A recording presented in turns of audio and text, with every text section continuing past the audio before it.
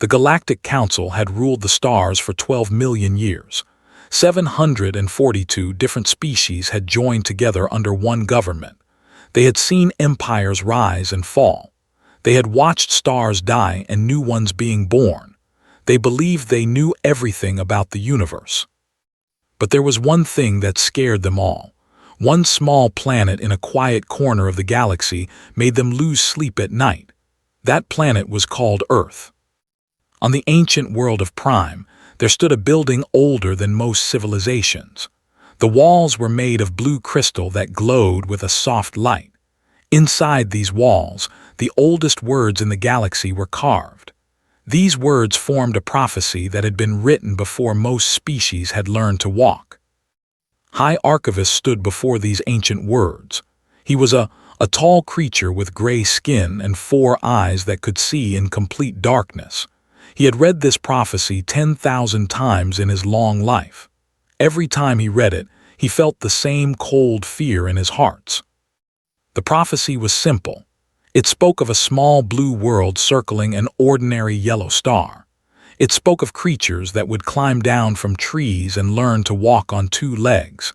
It spoke of beings that would discover fire, build cities, and wage terrible wars against each other.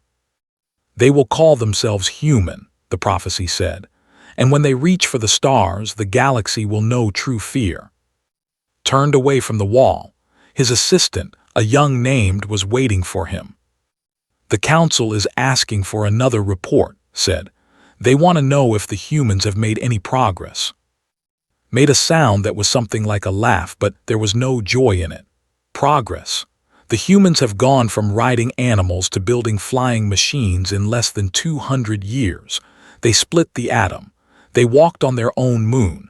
And now they are building ships that can travel between stars. His 4 eyes went wide. So fast, how is that possible?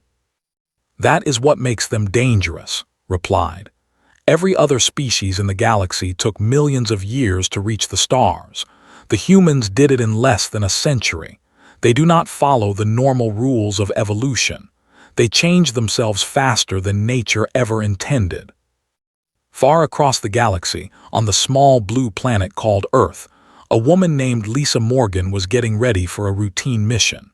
She was a commander in the Earth Space Fleet, which was the organization that protected human interests in space. She was 35 years old, with short brown hair and eyes that had seen things most people could not imagine. Her ship was called the Endeavor. It was not the biggest ship in the fleet and it was not the fastest, but Lisa loved it because it was hers.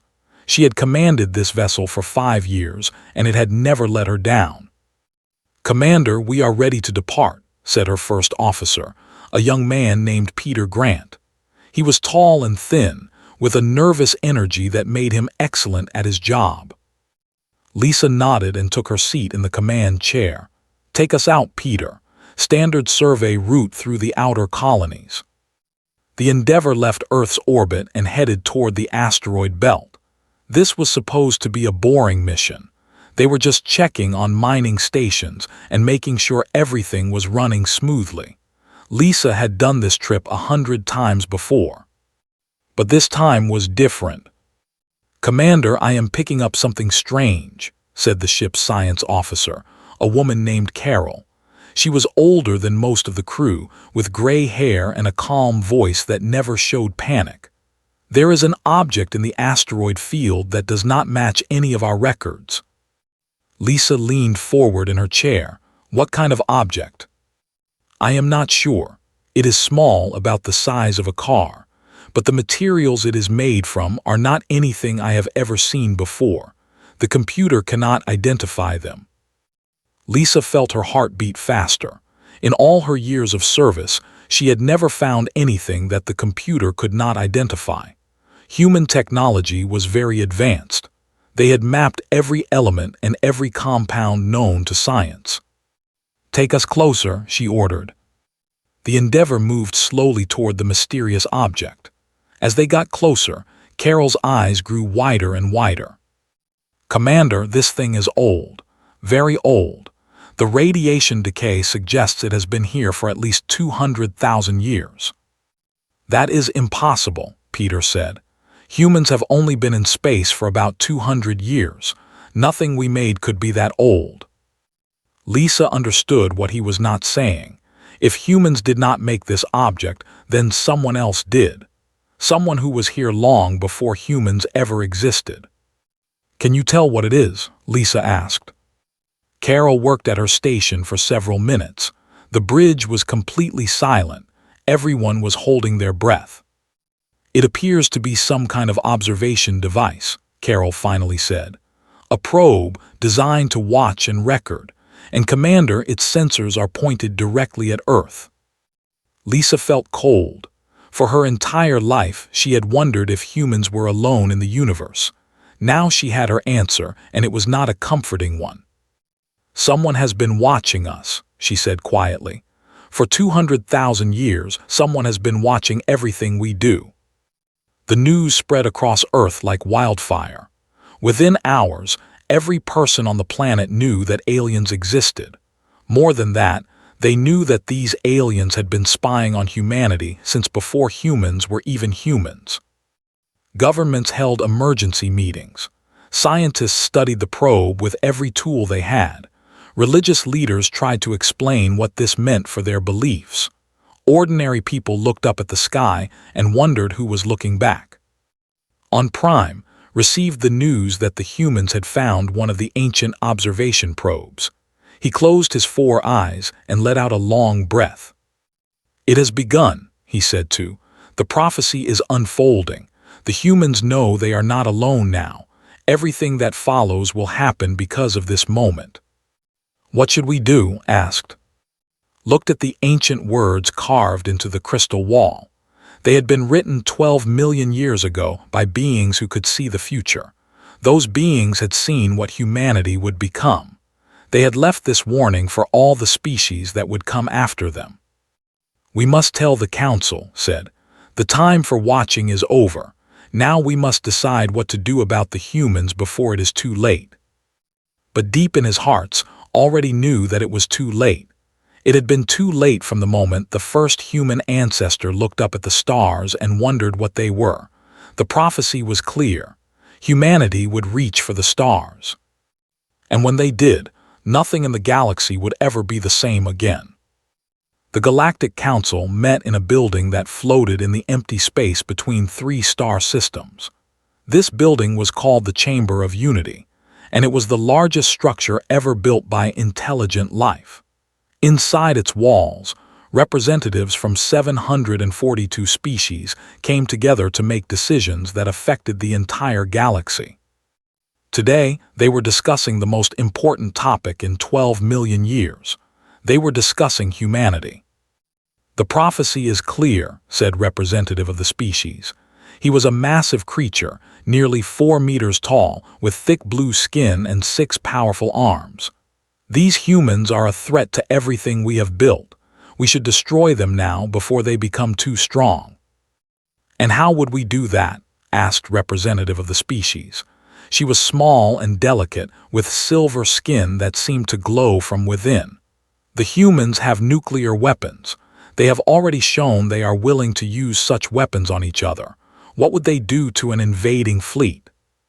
The council chamber erupted in noise.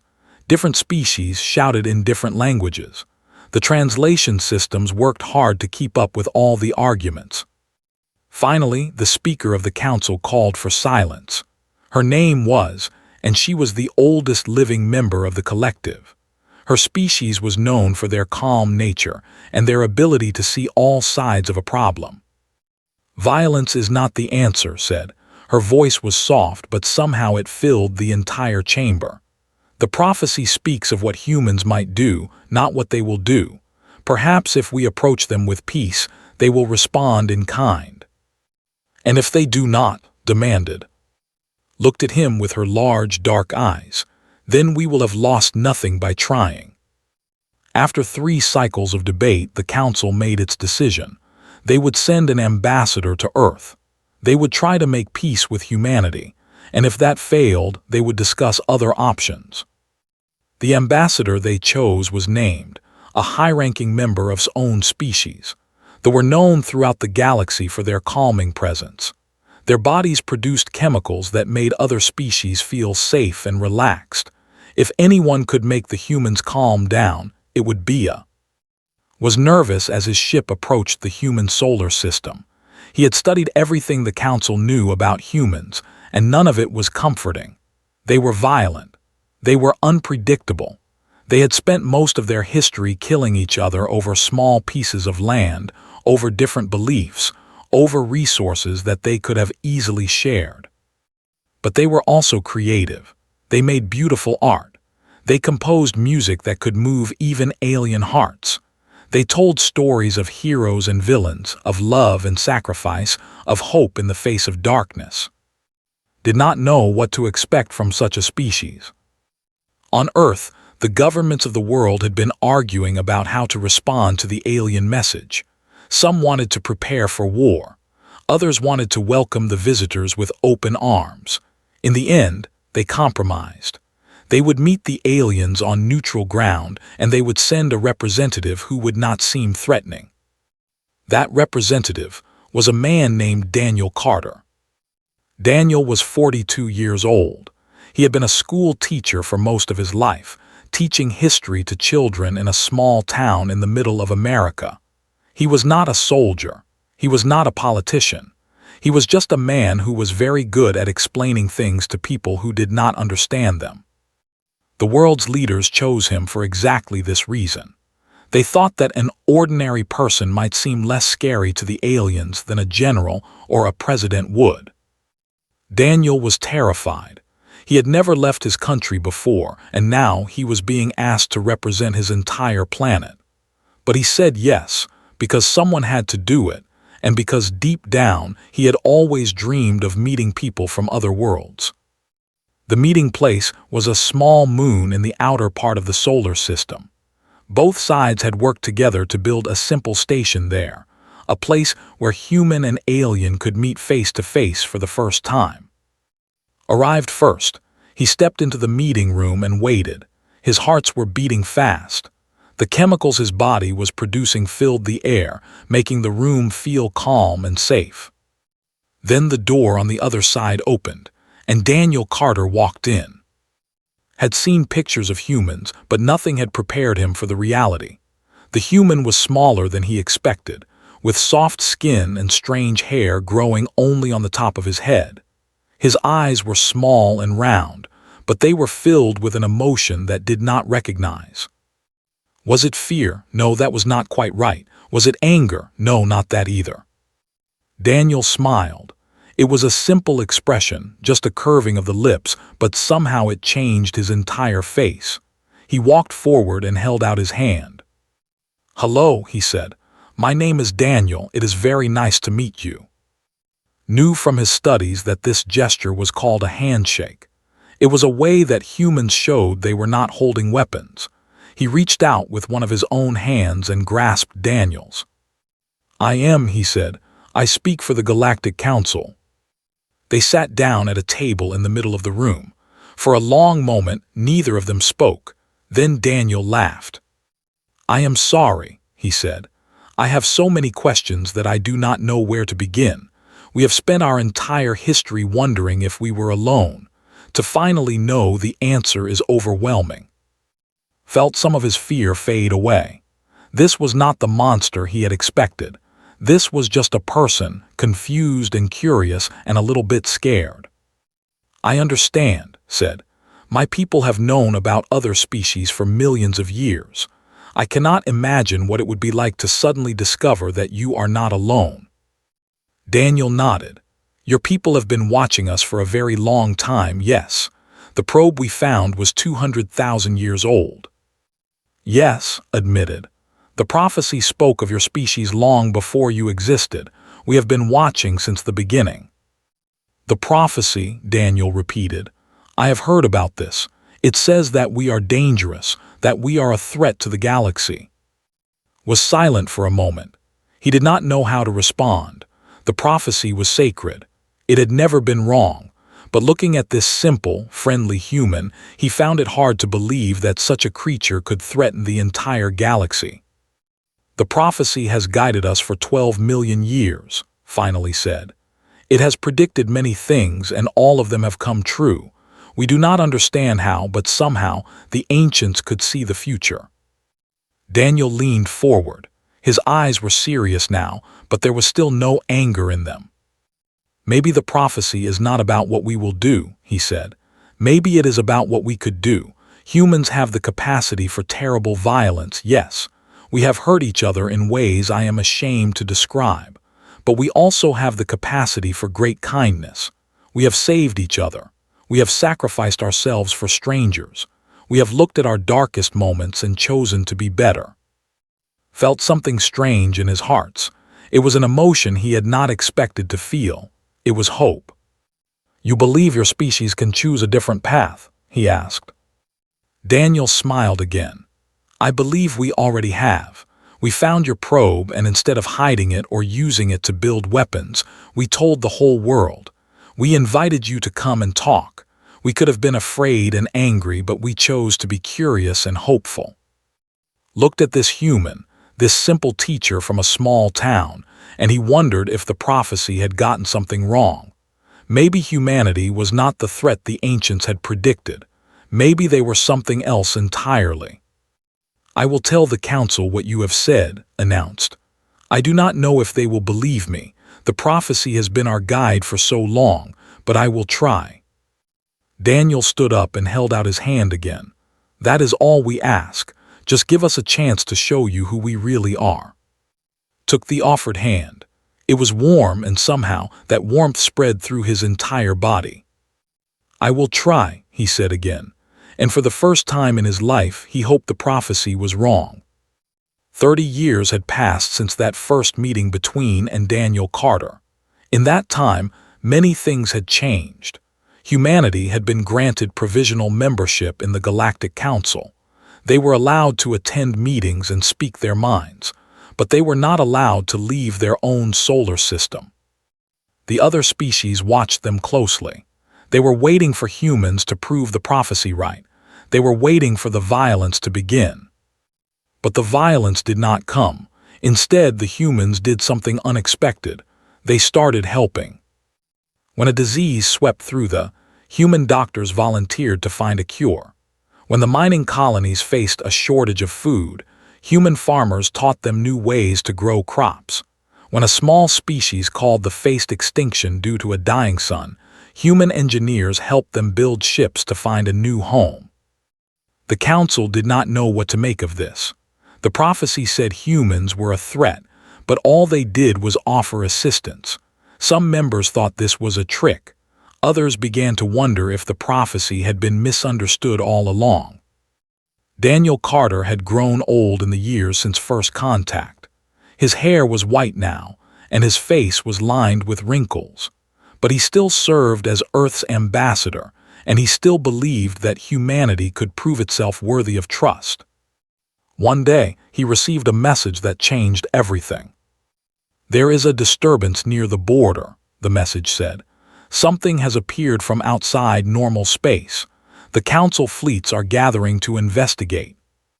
Daniel felt a cold feeling in his stomach. In 30 years of peace, nothing like this had ever happened. He immediately contacted his superiors on Earth and asked for permission to observe. The permission was, humans were still restricted to their own solar system. They were not allowed to participate in military operations. They could only wait and hope that everything would be okay. But everything was not okay. Captain Brooks was 31 years old. He had joined the Earth Space Fleet when he was 18, and he had served with distinction for 13 years. His ship was called the Horizon, a medium-sized vessel with a crew of 200 people. Was frustrated. He had spent his entire career patrolling the solar system, protecting mining stations and cargo ships from minor threats. He wanted to explore the galaxy. He wanted to meet the alien species that his people had only heard about, but the Council's restrictions kept him trapped. When the news came about the disturbance at the border, felt his frustration grow even stronger. Something was happening out there, something important, and humans were not allowed to help. "Captain, we are receiving a priority transmission," said his communications officer, a young woman named Bate Adams. Her face was pale. "It is a distress call from the Council fleet." Moved to her station and listened to the transmission. What he heard made his blood run cold. The voice on the other end was screaming. Behind it, he could hear explosions and the sound of metal tearing apart. The voice was speaking in a language that the computer translated as, "They are everywhere, we cannot stop them. Our weapons do nothing. The fleet is being destroyed. Someone please help us, someone please." The transmission cut off. Stood very still. Around him, his crew was looking at him with wide eyes. They were scared, but they were also waiting to see what their captain would do. "How far is the border?" asked. His navigator, a man named Turner, checked his instruments. "At maximum speed, we could be there in 6 hours." "Captain, we are not allowed to leave the solar system," his first officer reminded him. Her name was Amy, and she was one of the best officers had ever served with. She was also very good at following rules. "I know the rules," said. "I also know that there are people dying out there, people who need help. Are we really going to sit here and do nothing?" Amy looked at him for a long moment, then she nodded slowly. "What are your orders, Captain?" Took a deep breath. He knew that what he was about to do could end his career. It could start a war between Earth and the Council. It could prove the prophecy right and doom his entire species. But he also knew that he could not live with himself if he did nothing. "Set course for the border," he ordered, "maximum speed, and send a message to Earth. Tell them what we are doing and why." The horizon turned away from the sun and headed toward the stars. 6 hours later, they arrived at a scene of complete destruction. The Council fleet had consisted of 17,000 ships representing dozens of species. Now, most of those ships were nothing but floating debris. The survivors were running. Thousands of vessels were fleeing in all directions, their engines burning at maximum power. Behind them, something was chasing them, something that had never seen before. They looked like tears in the fabric of space itself, dark holes that seemed to swallow light. From these holes emerged creatures that description. They were made of shadows and hatred. They existed in more dimensions than the human eye could see. "What are those things?" Bate whispered. Nobody had an answer. Watched as one of the shadow creatures caught a fleeing ship. The creature wrapped itself around the vessel like a snake around its prey. For a moment, nothing happened. Then the ship simply ceased to exist. It did not explode. It did not break apart. It just vanished as if it had never been there at all. "Captain, the Council flagship is requesting communication," Bate said. Her voice was shaking. Nodded, and a moment later a face appeared on the. It was but could not tell if it was male or female. The creature looked terrified. "Human vessel, why are you here? You are forbidden from leaving your system." "We received your distress call," replied. "We came to help." They made a sound that might have been a laugh. "Help? There is no help. These creatures are called the Void Swarm. They come from outside our reality. They have destroyed countless galaxies before ours. Nothing can stop them." Looked at the chaos on his. Ships were dying by the hundreds. Millions of beings were perishing with every passing minute. "Maybe nothing has stopped them before," he said quietly, "but nothing has tried what I am about to try." He turned to his crew. These were his people. They had followed him into certain death without hesitation. They deserved to know what he was planning. "I am going to take the horizon into that rift," he announced. "I am going to find out where these things come from and see if there is a way to stop them. This is probably a suicide mission. Anyone who wants to leave should go to the escape pods now. I will not think less of you." Nobody moved. Amy stepped forward. "We did not come this far to run away, Captain. Whatever you are planning, we are with you." Felt tears in his eyes, but he blinked them away. There was no time for emotion now. There was only the mission. "Then let us show the galaxy what humans are made of," he said. "Take us into the rift." The horizon moved forward, past the fleeing ships, past the dying vessels, toward the darkness at the center of the chaos. Behind them, the surviving council ships watched in disbelief as a single human vessel flew straight into the heart of the nightmare. On the council flagship, the commander turned to his officers. "They are insane," he said. "The prophecy was right. Humans are the most dangerous species in the galaxy." But as he watched the horizon disappear into the void, he felt something he had not expected.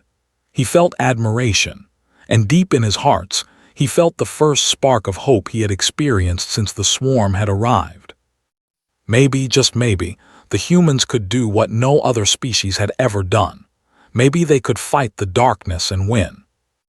Inside the rift, reality itself seemed to break apart. The horizon shook and twisted as it passed through dimensions that human minds were not designed to understand. The crew held onto whatever they could, praying that their ship would survive the journey. Captain Brooks gripped his command chair with white knuckles. Around him, the showed colors that had no names, shapes that made no sense, and movements that seemed to happen in all directions at once. "Engineering report," he called out. A voice crackled through the intercom. It belonged to the chief engineer. She was 53 years old and had been fixing ships since before was born. "Hull integrity is holding, Captain. I do not know how, but we are still in one piece." Allowed himself a small breath of relief, but the relief did not last long. "Captain, I am detecting something ahead," said Turner from the navigation station. "It is massive, bigger than any planet I have ever seen." The horizon moved forward through the chaos of the rift. Slowly, the colors and shapes began to settle into something recognizable, and what they saw made everyone on the bridge fall silent. It was a structure, a building of some kind, floating in the empty space between dimensions. It was made of a material that seemed to absorb all light, making it appear as a perfect silhouette against the swirling colors of the rift. The structure was covered in patterns that hurt the eyes to look at, symbols in a language that predated the universe itself. "That is where they are coming from," Amy said quietly. "The void swarm, they are being created there." Nodded slowly. "Then that is where we need to go." The horizon approached the massive structure. As they got closer, the crew could see smaller shapes moving around it. These were the creatures of the void swarm, but they were not attacking. They were waiting, watching. "Why are they not attacking us?" Bate asked. Did not have an answer, but did. "Captain, I have been analyzing these creatures since we entered the rift," said through the intercom. Her voice was excited, which was unusual for her. "I think I understand what they are. They are not alive, not in any way we would recognize. They are more like antibodies, defense systems." "Defense systems for what?" asked. "For the galaxy. For all galaxies. I believe they are designed to activate whenever a civilization develops the ability to travel faster than light. They destroy advanced species before those species can grow too powerful." Amy shook her head. "That makes no sense. Why would anything want to stop civilizations from growing?" "I do not know," admitted. "But that is how they work, and there is something else. These creatures are not just drawn to technology, they are drawn to fear. Every species that has encountered them has been terrified. That fear makes the swarm stronger. It feeds them." Thought about this for a long moment. The council fleets had run when the swarm appeared. Of course they had run. Running from danger was the logical thing to do. Survival was the most basic instinct of all living things. But humans were not always logical. "So they feed on fear," said slowly. "What happens if we do not give them fear?" "Captain, that is not possible," said. "Fear is a survival instinct. Every living creature feels fear when facing death." Smiled. It was a strange smile, filled with something that the alien species of the galaxy would never quite understand. "You are right," he said. "Every living creature feels fear. But humans are the only species that ignores that fear and charges forward anyway. We call it courage. We call it bravery. Sometimes we call it stupidity. But whatever you call it, it is what makes us different. He opened a channel to the entire ship. Every member of the crew could hear his words. This is the captain speaking. I know you are all scared. I'm scared too. We are facing creatures from outside reality, and by all logic, we should not be able to stop them. But I did not join the fleet to be logical. I joined because I wanted to explore, to discover, to push beyond the limits of what was possible. And right now, we have a chance to do something that no one has ever done before. We have a chance to show the entire galaxy that fear is not the only way to respond to danger. He paused, letting his words sink in. The council species ran because they were afraid. They did what made sense. But we are not going to run. We are going to fly straight into that structure and find a way to shut down the swarm. We are probably going to die, but we are going to die fighting. And maybe, just maybe, our sacrifice will show the galaxy that there is another way to face the darkness. For a long moment there was silence. Then, one by one, voices began to respond. Engineering is with you, Captain. Navigation is with you. Communications is with you. Weapons is with you. Every station, every department, every member of the crew reported in. They were all afraid, but they were all willing to fight anyway. Opened a new channel, broadcasting on all frequencies. His message would reach the fleeing council ships, the survivors who were still running from the swarm. This is Captain Brooks of the human ship Horizon.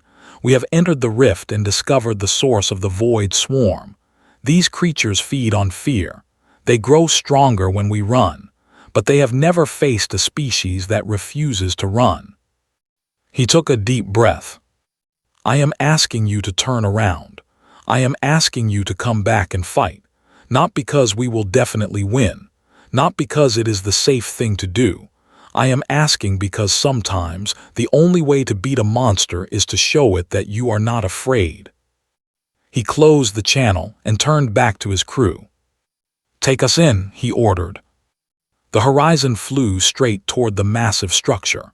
The creatures of the void swarm watched them approach. They did not attack. They seemed confused. In all the galaxies they had destroyed, in all the billions of years they had existed, they had never encountered a prey that did not run. And then something remarkable happened. They could see points of light appearing behind them. One at first, then 10, then 100, then 1,000. The council ships were turning around. They were coming back. Captain, I am receiving transmissions from the fleet, Bates said. There were tears in her eyes. They are following us. They are all following us. Felt his heart swell with pride. Not just pride in his crew, but pride in the entire galaxy. The prophecy had said that humans were a threat, and they were. But they were not a threat because they were violent or destructive. They were a threat because they could inspire others to be brave. Tell them to form up behind us, ordered. We are going to end this together. The combined fleet of humanity and the Galactic Council flew toward the structure at the heart of the rift. The void swarm moved to stop them, but something was wrong. The creatures seemed weaker than before. Their movements were slower. Their forms were less solid. The fear is fading, reported. The swarm is losing power. When the council ships stopped running, they stopped being afraid, and without fear to feed on, the creatures are dying. Watched as the shadow creatures began to dissolve. One by one, they faded away like nightmares exposed to sunlight. By the time the fleet reached the massive structure, there were no creatures left to stop them. Find a way inside, ordered. We need to make sure this never happens again. The Horizon led the way into the ancient structure.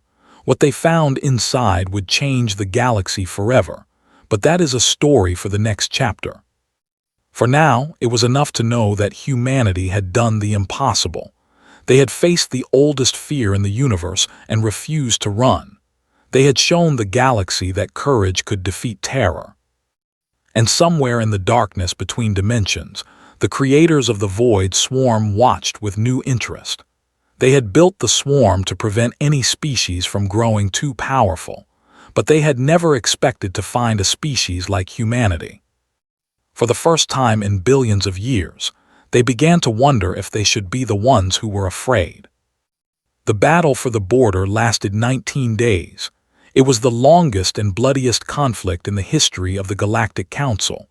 Billions of beings lost their lives. Thousands of ships were destroyed. Entire moons were shattered by the violence. But in the end, the coalition won. The structure at the heart of the rift was ancient beyond measure. It had been built by beings who existed before the current universe was born. These beings had created the Void Swarm as a way to control the growth of intelligent life.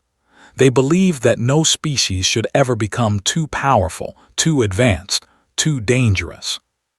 But they had made a mistake. They had assumed that all intelligent species would react to fear the same way. They had never imagined that one species would charge toward danger instead of running away from it. Inside the structure, the combined fleet discovered the machines that created the Void Swarm. The chief engineer of the Horizon worked with scientists from a dozen species to understand how the machines worked. It took 3 days, but eventually, they found a way to shut them down. When the machines stopped, the remaining creatures of the Void Swarm simply vanished. The rift began to close. The threat that had destroyed countless galaxies was finally over. But victory came at a terrible cost. The Horizon was destroyed on the 6th day of the battle. Captain Brooks was at the helm when a wounded swarm creature attacked the ship. He ordered his crew to abandon ship and stayed behind to make sure everyone got out safely. Amy was the last person to leave. She begged to come with her, but he refused. "Someone has to keep the ship steady while the escape pods launch," he said. "Go, tell the galaxy what we did here. Tell them that humans are not the monsters the prophecy warned about." Amy did not want to leave, but she knew was right. She climbed into the last escape pod and watched through the window as the Horizon exploded. Most of the crew survived. They were picked up by council ships and treated as heroes, but Brooks never got to see the victory he had made possible. When the battle was over, the Galactic Council gathered to discuss what had happened. The meeting was held in the Chamber of Unity, the same place where they had debated the human question 30 years before. High Archivist of the was there. He had watched the battle from his world, and he had seen things he never thought possible. He had seen humans sacrifice themselves for species they had never met. He had seen council ships follow a human leader into certain death. He had seen the galaxy unite in a way that had never happened before. And he had seen the prophecy proved wrong. "I have studied the ancient words my entire life," told the assembled council. "I believed they were absolute truth, but now I understand that I was mistaken. The prophecy spoke of humans as a threat. We assumed that meant they would destroy us, but threat has many meanings." He looked around the chamber at the representatives of hundreds of species. Many of them bore wounds from the battle. All of them had lost friends and family, but they were alive because of humanity's courage. "Humans are indeed a threat," continued. "They are a threat to our fear, a threat to our isolation, a threat to our belief that survival must be selfish. They have shown us that courage can defeat terror, that sacrifice can inspire unity, that strangers can become allies in the face of darkness." Daniel Carter stood up. He was very old now, but his eyes were still bright. He had lost friends in the battle too. He had lost Brooks, a man he had never met but had come to admire deeply. "We are what you feared," Daniel admitted. "We are violent, we are unpredictable, we feel emotions that your species cannot fully understand, but we are also this. When we see someone suffering, something inside us demands that we help. We cannot be what we are not. All we can do is try to use our nature for good instead of evil." The council voted that day. The vote was unanimous.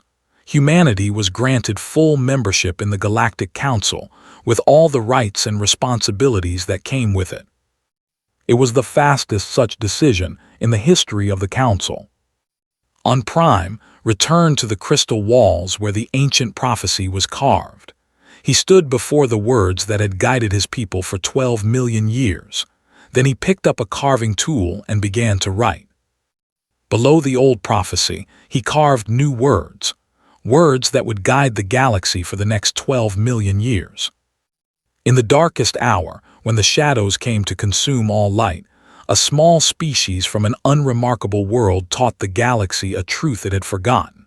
Fear is not the only response to danger. Survival is not the only thing worth fighting for. Sometimes, the monsters you fear are the heroes you need. When he was finished, stepped back and looked at his work. The new words glowed softly in the blue crystal, as if they had always been there, waiting to be discovered. On Earth, a memorial was built for Captain Brooks and the other humans who had died in the battle. People came from all over the planet to pay their respects, and they came from all over the galaxy too. Representatives from species that had never spoken to humans before made the long journey to the small blue world. Amy spoke at the memorial. She stood before a crowd of humans and aliens, and she told them about his courage, about his kindness, about the way he smiled when he was about to do something incredibly brave and incredibly stupid. He did not fight because he wanted to die, Amy said. He fought because he wanted us to live. He believed that showing courage could change the galaxy, and he was right. After the memorial, Amy was approached by the ambassador who had made first contact with humanity so many years ago. He looked older now too. His once bright skin faded to a soft silver. I remember meeting Daniel Carter for the first time, said. I was so afraid. The prophecy told me to fear your species, but Daniel smiled at me and shook my hand, and I felt something I did not expect. I felt hope. Amy nodded.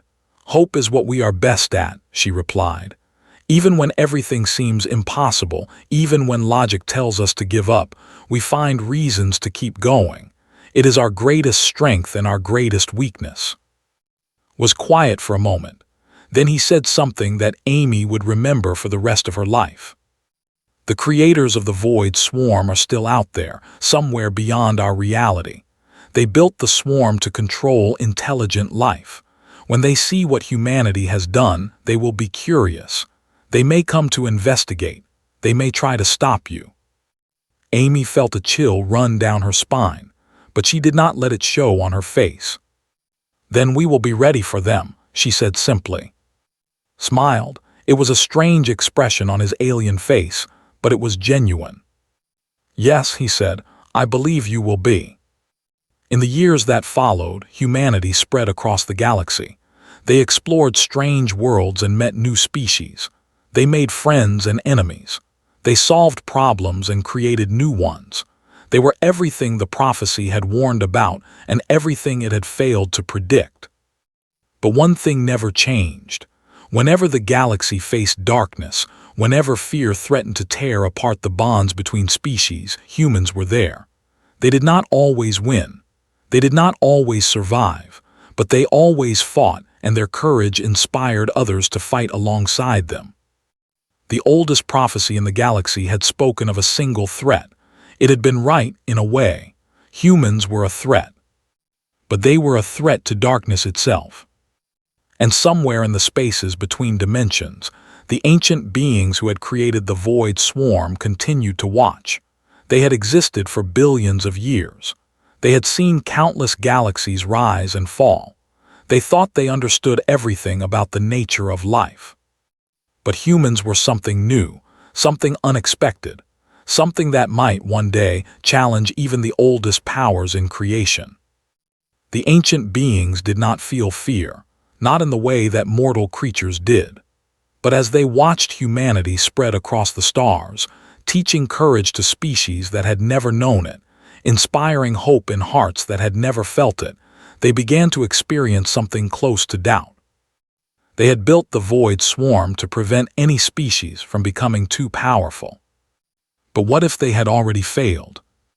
What if the most dangerous species in the universe was not the one with the biggest weapons or the most advanced technology, but the one that simply refused to give up? The question hung in the eternal darkness between dimensions. And for the first time in their endless existence, the Ancient Ones did not know the answer.